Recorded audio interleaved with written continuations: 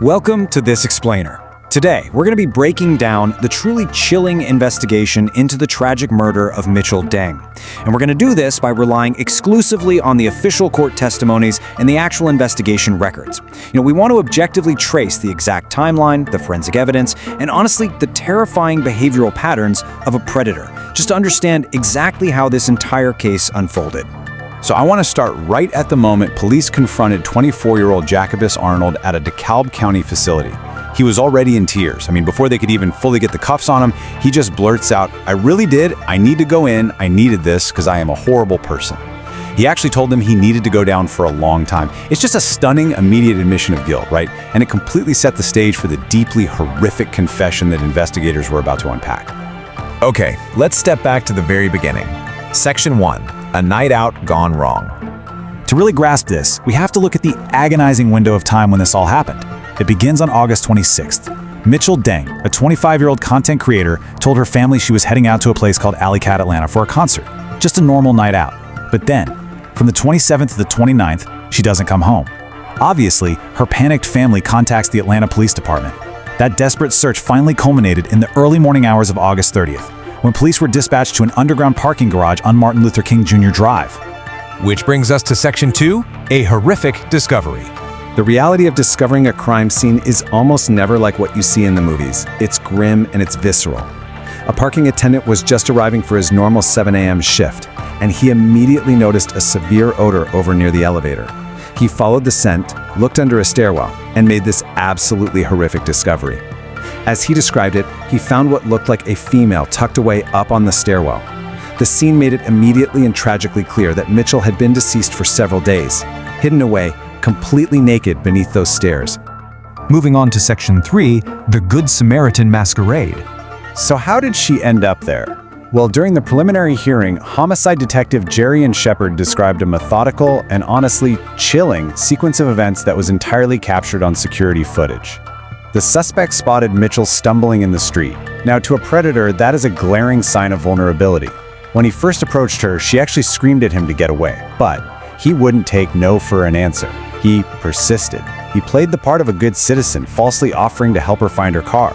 And through this masquerade, he managed to gain control of her keys, her phone, and ultimately guided her right into that isolated parking deck stairwell.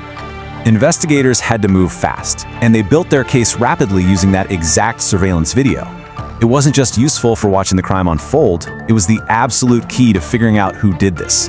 Because when police took that footage and showed it to a woman named Linda Arnold, she immediately looked at it and said, "Yes, that's my grandson."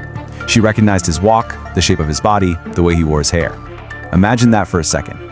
Alongside that visual ID, investigators processed the scene for touch DNA. They took fingernail clippings, administered a rape kit, and, crucially, they actually found the victim's stolen phone and wallet directly on the suspect. This leads us right into Section 4, a chilling confession. Once he was in the interrogation room, Arnold didn't hold back. He provided these sickeningly precise details. He openly confessed to dragging Mitchell under that stairwell and choking her until she passed out.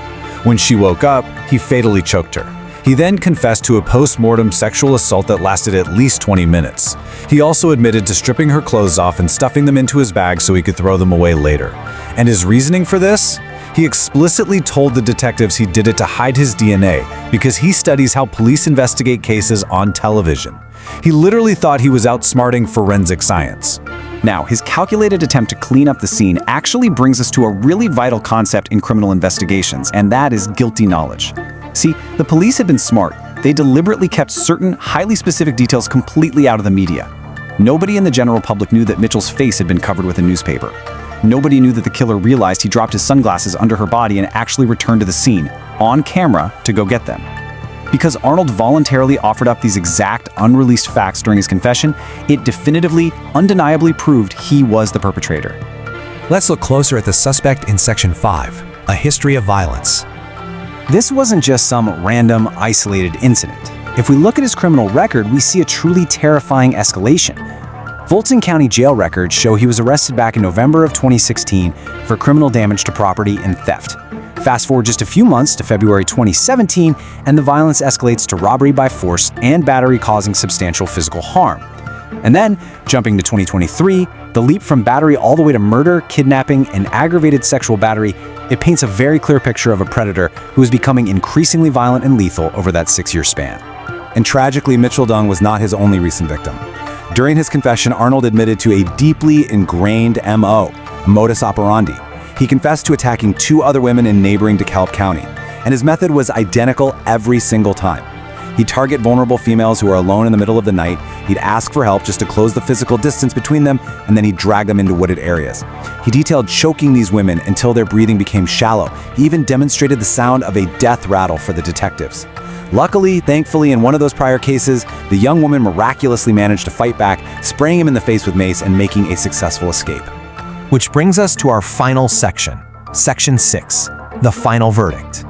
At the preliminary hearing, the judge heard all of this and found undeniable probable cause for 9 staggering charges. We're talking murder, felony murder, aggravated assault, false imprisonment, aggravated sexual battery, necrophilia, financial transaction card theft, robbery, and kidnapping. Given the absolute severity of these crimes and the undeniable extreme danger he posed to the public, the judge entered a swift order holding Arnold without bond. The justice system formally concluded this harrowing investigation a few years later. Following that initial September 2023 arrest and the intense details revealed in the October preliminary hearing, court records confirm that in March of 2026, Jacobius Arnold was officially sentenced to life in prison. He'll serve the remainder of his sentence within the Georgia Department of Corrections, which officially closed the legal chapter on Mitchell Ding's incredibly tragic death. I want to leave you with this final thought to ponder.